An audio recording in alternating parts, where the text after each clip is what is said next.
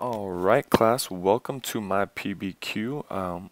It's Matt Nyberg, and starting right off the bat on the home page, I have a cool little title. I have Wait, Physics Can Help Me Do What?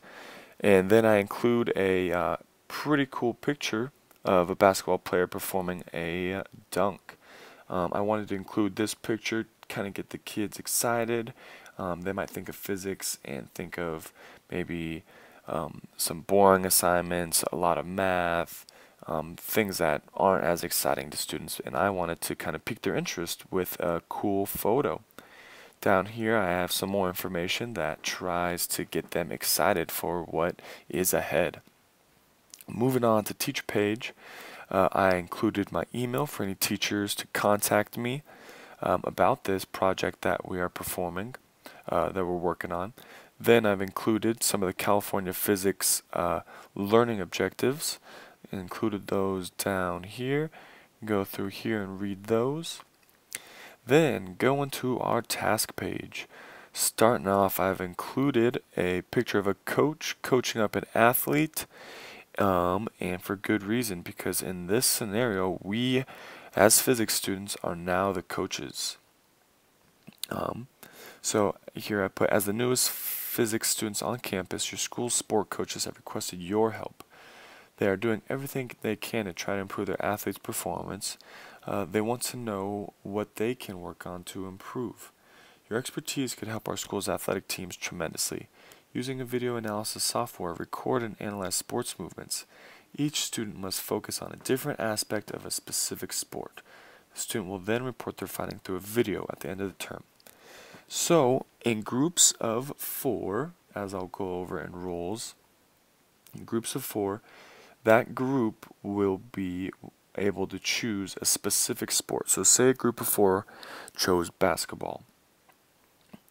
With that group, we'll be analyzing basketball movements, and they will be breaking it down through physics, seeing through forces, angles, what are key factors that helps perform that movement. So when we go to roles, I have the group of 4 that's select a sport and analyze each individual. They analyze that sport. So each individual in that group must analyze a different movement within that sport.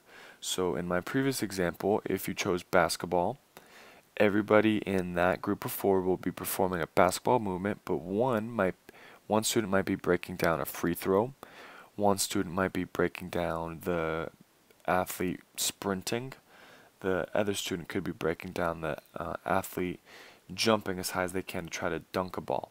The possibilities are endless, but each student must have a different movement, and this will make the students responsible for similar workloads, and it'll create unique perspectives from each student. Here I have a coach or somebody overlooking an athlete performing some kind of physical test. So here we get to directions, which is kind of the meat of the whole PBQ. Got directions for the students to follow. First, starting off, we have record. This is about no longer than a week.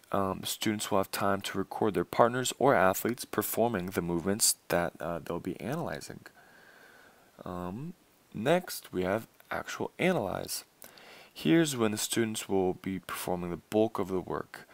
When they're analyzing, they're going to have to use their knowledge of acceleration, velocity, mass, displacement, and time, and other things to really break down the movement that the athlete's performing.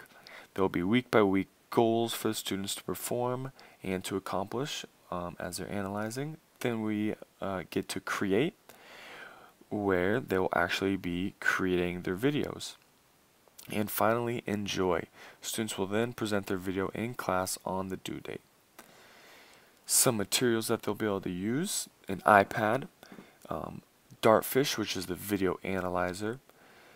They'll have to be able to use a video creator software on an iPad or on a computer, and they'll also have to learn how to use VoiceOver. I've also included a couple links down here at the bottom with examples from sports. Then on the evaluation page, I've included an example of the rubric that I'll be using.